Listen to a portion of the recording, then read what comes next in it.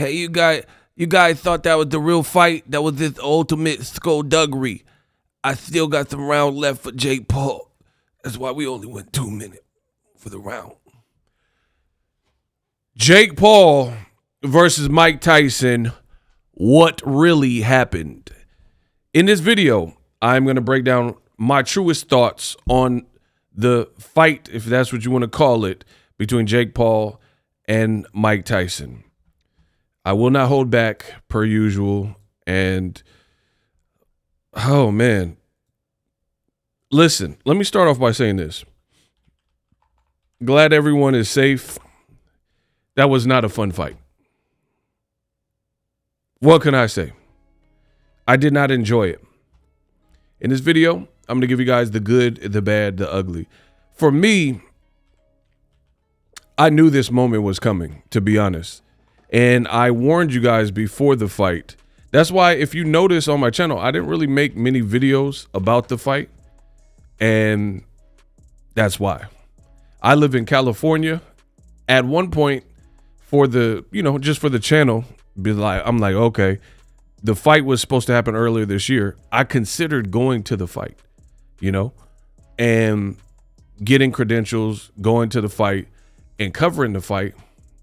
And then I just thought, and when they postponed it, and I just had this thought in my head. I don't know. I don't think it'll be worth it. And my intuition never lets me down.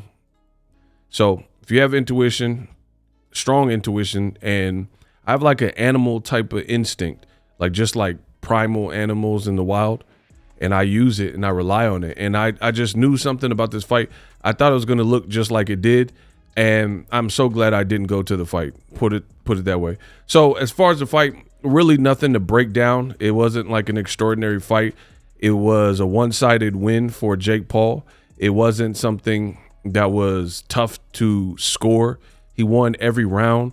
Somehow they had an unofficial scorecard on Netflix, and the guy gave Mike Tyson 2 rounds in a row, which I completely did not see, right?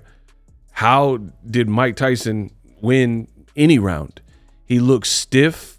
He looked every bit of 58 years old. Jake Paul boxed nicely and, really controlled the distance. And Mike Tyson couldn't really get anything going. And this is exactly what I said. Now, I don't like to just talk about it when I do these videos, what really happened. I know some people, they're like, man, Ego, you always say you're the best in the business. It's because it's true. The best in the business, and it's not even close. So now I will show you that I predicted this to a T. And hold your applause, hold your thoughts. We'll get through this, and I'll break down what really went on, right? So right here you see it. This was obviously before the fight. And I'm going to break down what I said. And I feel like, so you see it was before the date of the fight. It was 3:55 in the morning for the fight. And I'm going to really break this down, and you tell me how accurate it was.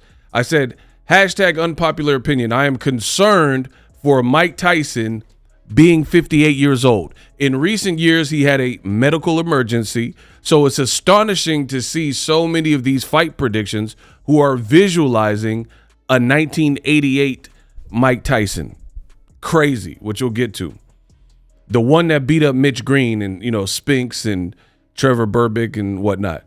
In my opinion, Mike Tyson wasn't the same after he got out of prison. As a pro, let alone at age 58, 20 plus years removed from boxing, boxing is a young man's game, and Jake Paul has consistently been boxing over the last several years and is in his prime. I think in boxing, people look for the low-hanging fruit. I feel people, they let their emotions and disdain for Jake Paul cloud their judgment. Because a lot of people, they just wanted Jake Paul to get knocked out, and Mike Tyson's known for knockouts, right? So you can't let that get in the way of, to me, which was common sense.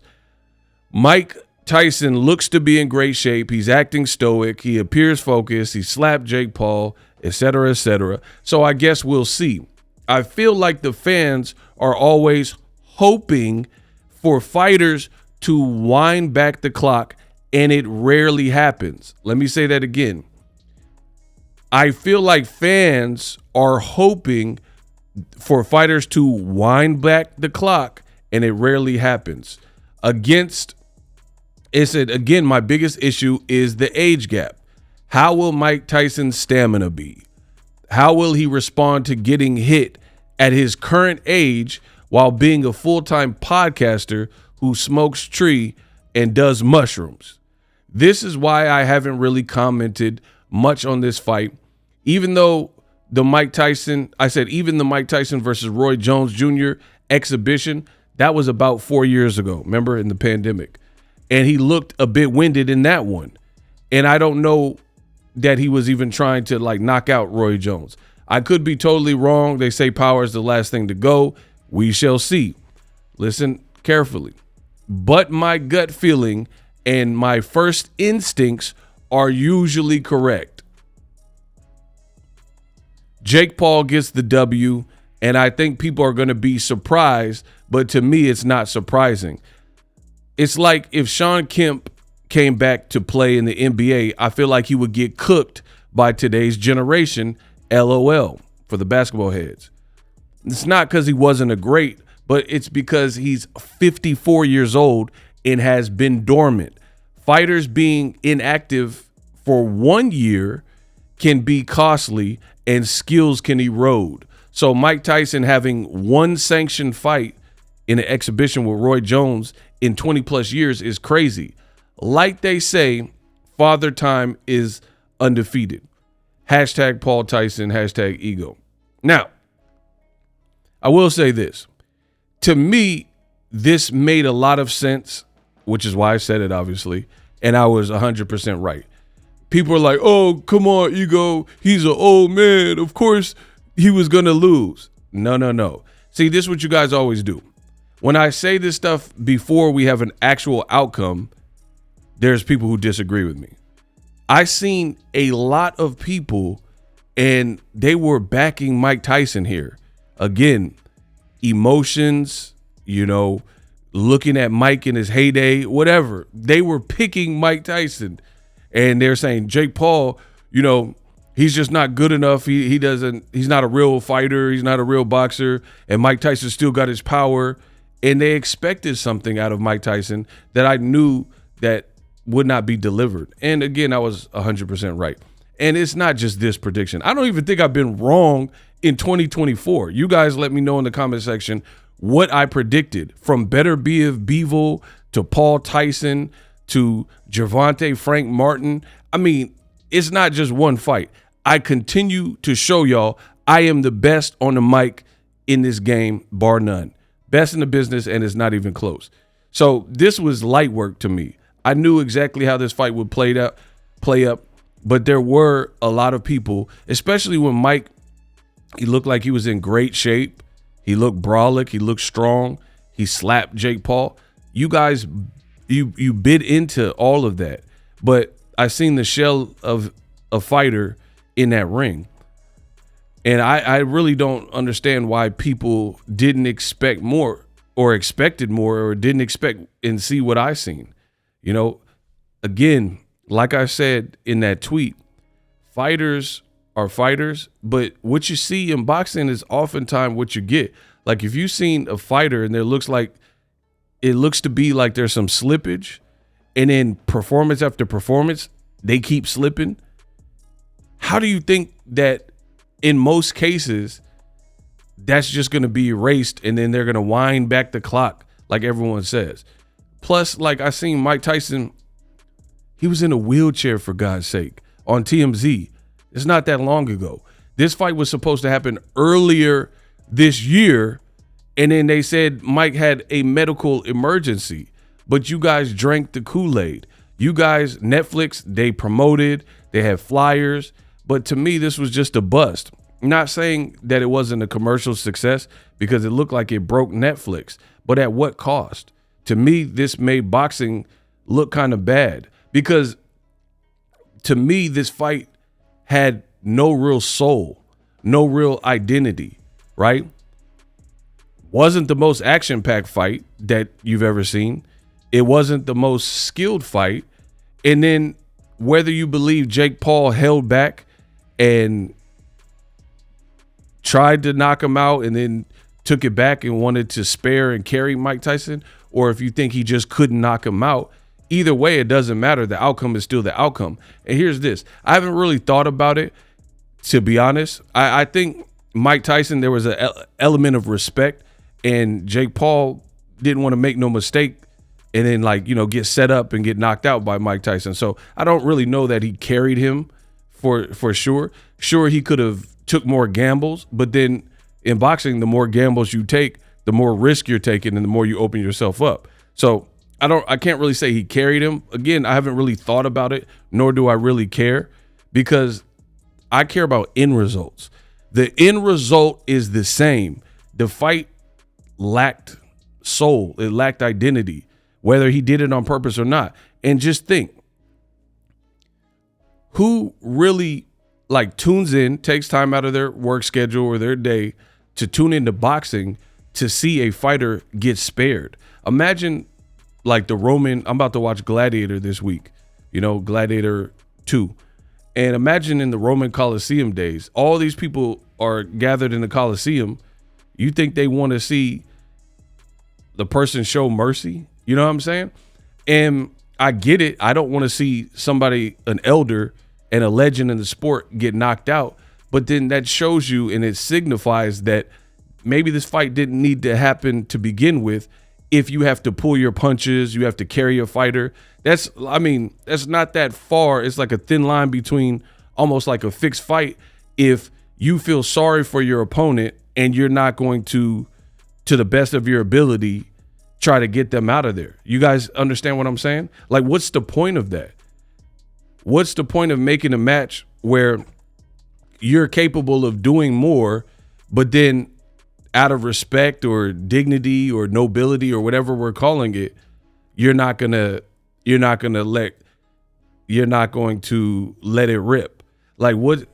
It's just like, what are we watching?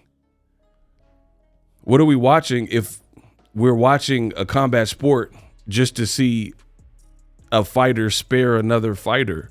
Like, I think that kind of takes away from boxing. And again, Mike Tyson's one of my favorite fighters of all time, like obviously in his prime. But truth is truth. This was just a fight. I don't know. I really don't know what people are expecting, but I think people, they tuned in to be entertained from all sports, especially boxing, and people don't want to see you're capable of more, but then you just let off the gas when you could do more. So to be honest, I don't really have much. You know, they say if you don't have nothing nice to say, don't say much at all. So I don't really have much to say about the fight. Mike Tyson looked like the Tin Man in The Wizard of Oz. Like, he needs some WD-40. He came in with the leg brace. When have you seen a fight where the fighter came in wearing and donning a leg brace, and then the leg brace person did good? Because all of the ones I could think of, from Delphine Persoons, recently she fought Alicia Bumgardner, and she had a bum leg or a knee brace on, and then the fight ended weird, and she didn't look like she looked versus Katie Taylor. Mike Tyson, he comes in with a knee brace, and he looks stiff. And same thing with Sergio Martinez when he fought Cotto. He was getting dropped, balance looked bad. Same thing with Mike Tyson. So let that be a lesson. I know what I know about boxing, and I consume a lot of boxing, so I've seen a lot.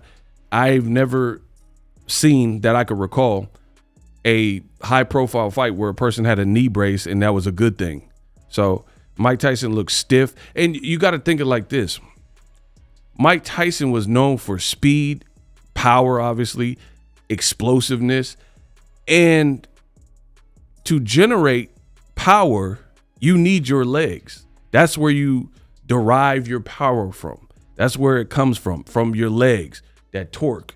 And that's what Mike Tyson was known for. So having shot legs and old legs or whatever was going on, he's not even really, he's like a sitting duck. He's like at a deficit, because at his age, you shouldn't be getting hit in the head.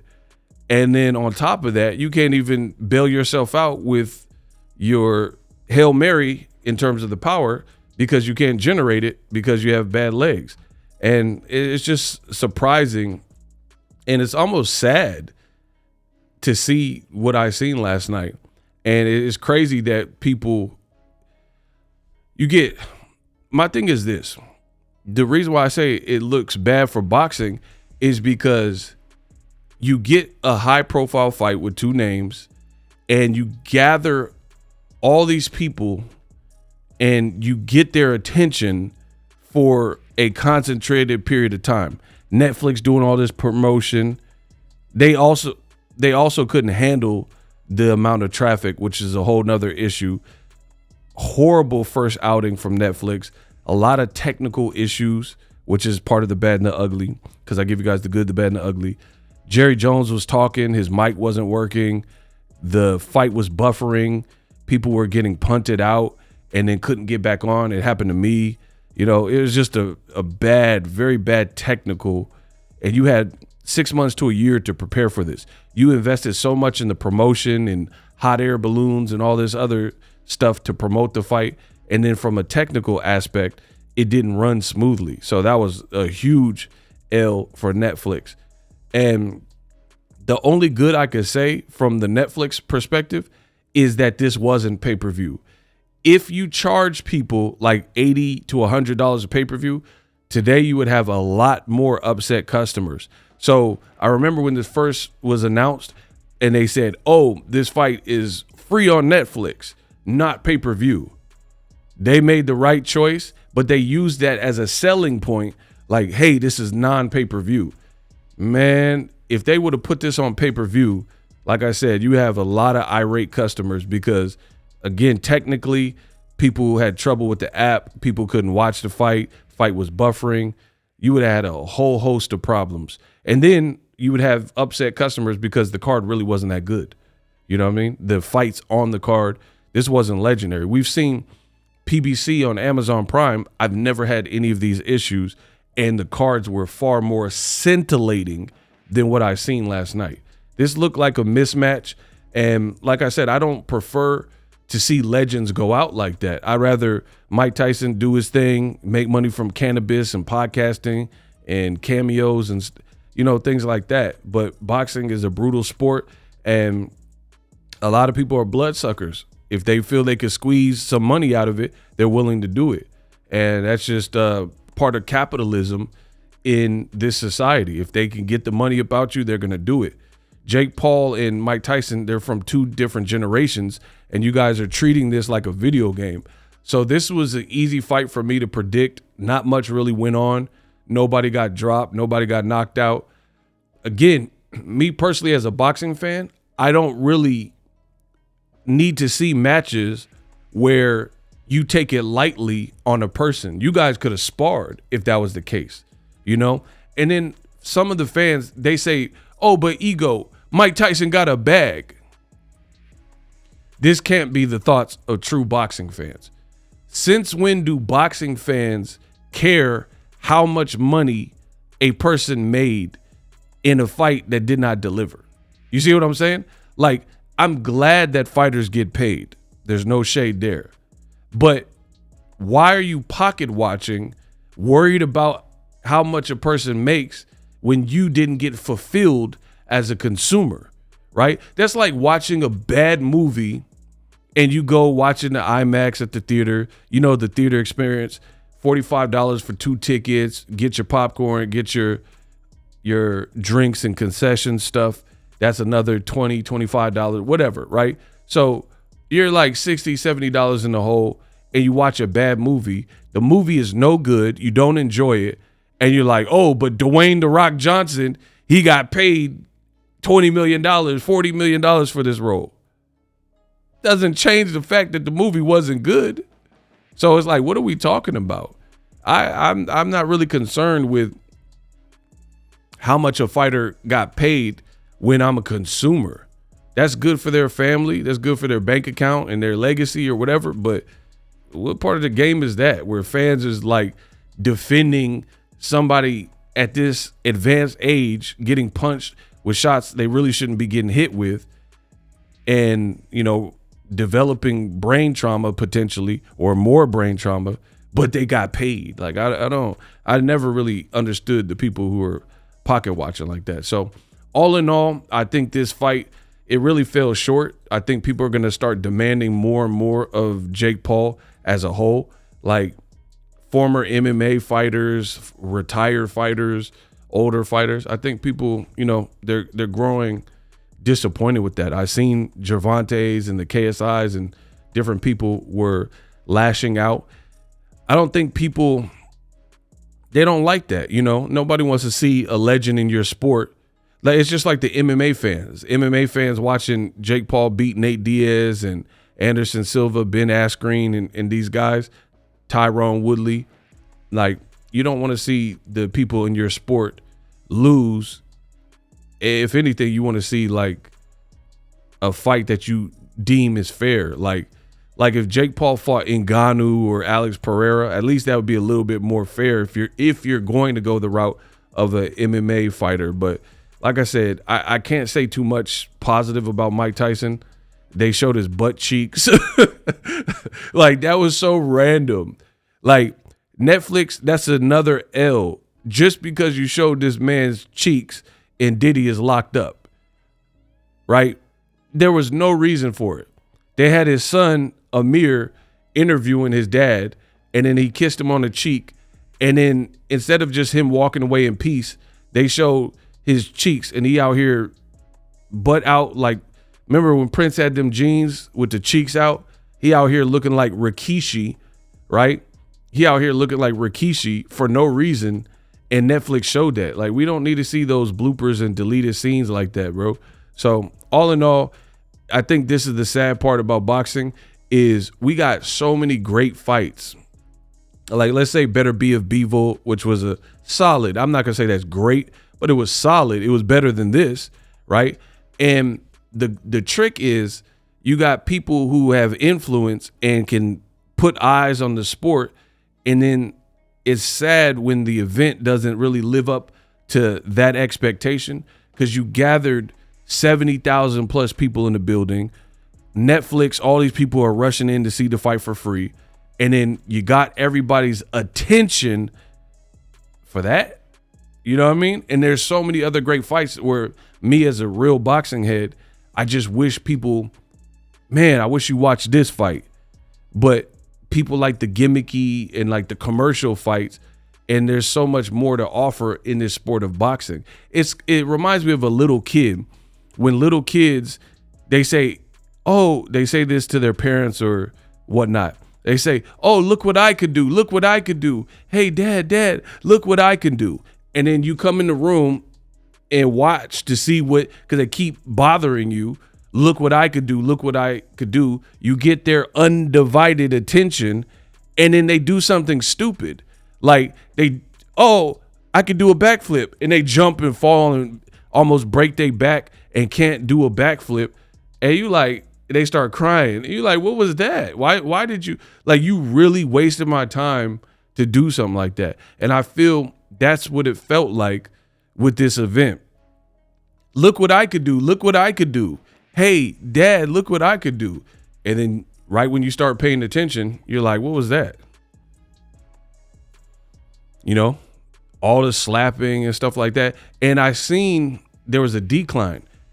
If you look at the prelims, if you look at the build up, the slap, all that, the metrics were good in terms of like people were tapped in, like, oh, I want to see what happens next. After the fight ended and people seen how bad of a fight, I guess it turned out to be, all that dipped. The press conference had far less viewership post-fight. People didn't really care anymore because it's the FOMO, fear of missing out.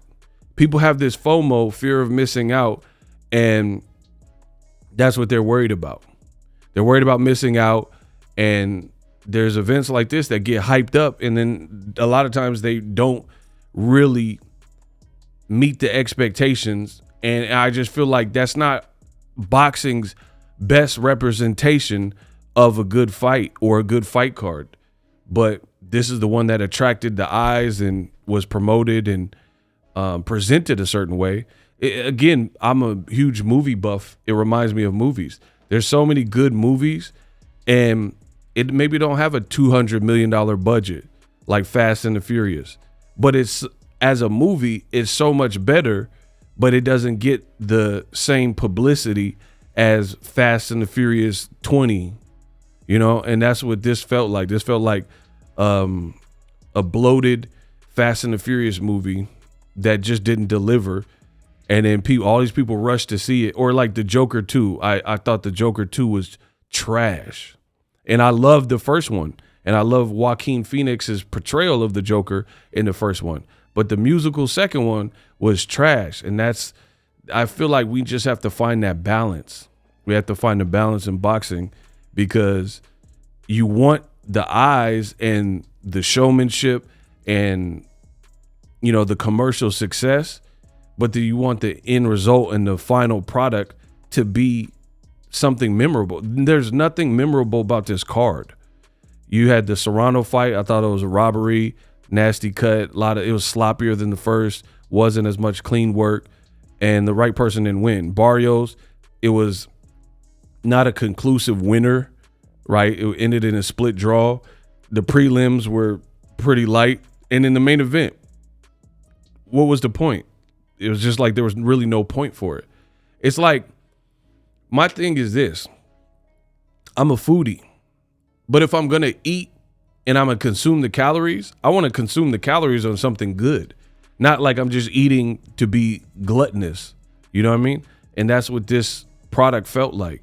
It felt like just empty calories. Like you ate, but you don't feel the satiety. You just ate to be eating, but the food was bland. It was unseasoned chicken. It wasn't delicious. It wasn't a delicious meal. I'm like, like I said, a foodie, but I'm not trying to just eat anything. I want a delicious meal, pause. Let me know what you guys think. That's my breakdown. What really happened? Subscribe.